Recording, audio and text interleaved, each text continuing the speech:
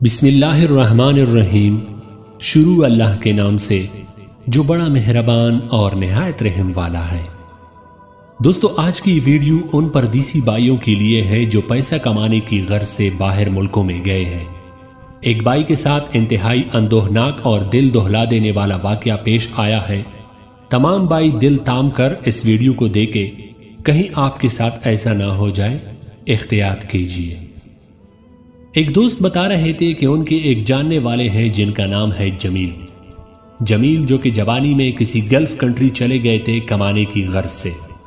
پیسے کما کر گھر بیچتے رہے، جس سے پہلے ان کے چھوٹے بہن بھائیوں کی تعلیم مکمل ہوئی، پھر اچھا سا گھر بنایا جو کہ والد صاحب نے اپنے نام لگوایا، پھر اس کے بعد چھوٹے بہن بھائیوں کی شادیاں دھوم دھام سے ہوئی اور آخر کار مشکل سے اس کی شادی بھی ہو گئی۔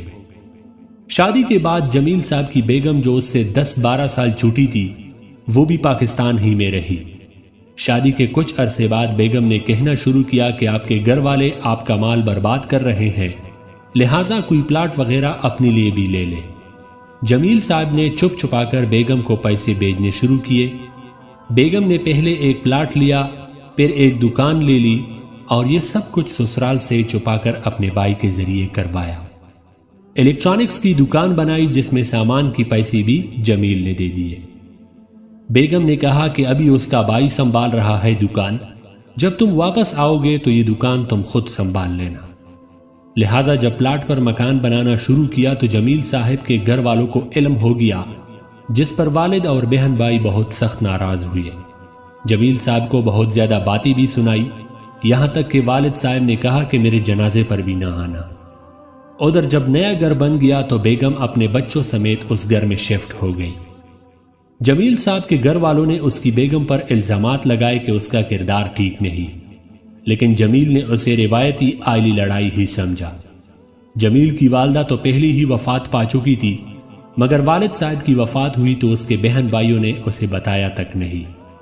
30 سال پردیس میں گزارنے کے بعد جمیل نے مستقل پاکستان واپس آنے کا فیصلہ کیا، کیونکہ اب صحت ایسی ہو گئی تھی کہ مزید وہاں کے سخت حالات میں کام کرنا مشکل تھا۔ اب اسے سکون چاہیے تھا۔ جب وہ واپس آیا تب دکان میں بھی اچھی خاصی انکم چل رہی تھی۔ اسے معلوم ہوا کہ مکان اور دکان دونوں بیگم نے اپنے نام کروائی تھی۔ پوچھنے پر بیگم نے کہا کہ تمہارے نام کرواتی تو تمہارے گھر والوں کو جلدی پتہ لگ جاتا اور انہوں نے بننے بھی نہیں دینے تھے۔ اتنے سال پردیس میں گزرنے کے بعد دونوں بچے بہت بگڑے ہوئے تھے اور اسے یہ بھی معلوم ہوا کہ اس کی بیگم کے کسی اور مرد سے تعلقات ہیں۔ دکان پر اس کا سالہ قابض تھا۔ یہاں آ کر ہی معلوم ہوا کہ والد نے اپنی وفات سے پہلے مشترکہ مکان اسے چھوڑ کر باقی بچوں کے نام لگوایا تھا، کیونکہ ان کے بقول اس نے اپنا الگ گھر بنا لیا ہے تو اسے ضرورت ہی نہیں۔ مزید جب انہیں پتہ چلا کہ مکان اور دکان اس کی بیگم کے نام پر ہے تو ان کی ناراضگی مزید بڑھ گئی اور ان سب نے اس سے مکمل طور پر قطع تعلق بھی کر لیا، کیونکہ اب تو اس کے پیسوں کا مشین خراب ہو گیا تھا۔ اب اس نے بیگم اور بچوں پر روک ٹوک شروع کی تو بیگم نے طلاق کا مطالبہ کر دیا۔ نہ ماننے پر آخرکار خلا لے لی۔ ادھر دکان اور مکان تو ویسی ہی بیگم کے نام پر تھے۔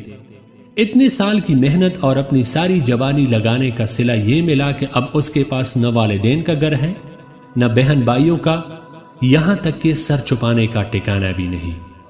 ان میں سے کوئی بھی اس سے بات تک بھی نہیں کرتا تھا۔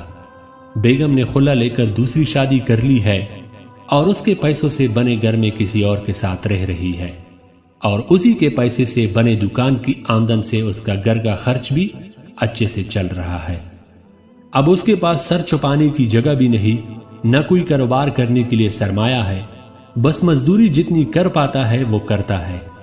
ایک کمرے کا بسیدہ سا فلیٹ کرائے پر لے کر رہ رہا ہے، اور وہ دوست بتا رہے تھے کہ عید کے دن جمیل صاحب کو پکا ہوا گوشت اور روٹیاں دے کر آیا ہوں، کیونکہ اگر گوشت دے بھی دیتا تو اس کے لیے پکانا کس نے تھا۔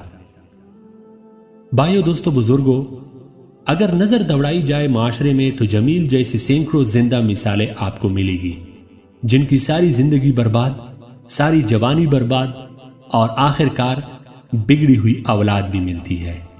لیکن یہ بھی ضروری نہیں کہ سب کے ساتھ ایسا ہی ہو۔ خدا کرے کہ جو کچھ جمیل کے ساتھ ہوا ایسا کسی بھی پردیسی بائی کے ساتھ نہ ہو، آمین۔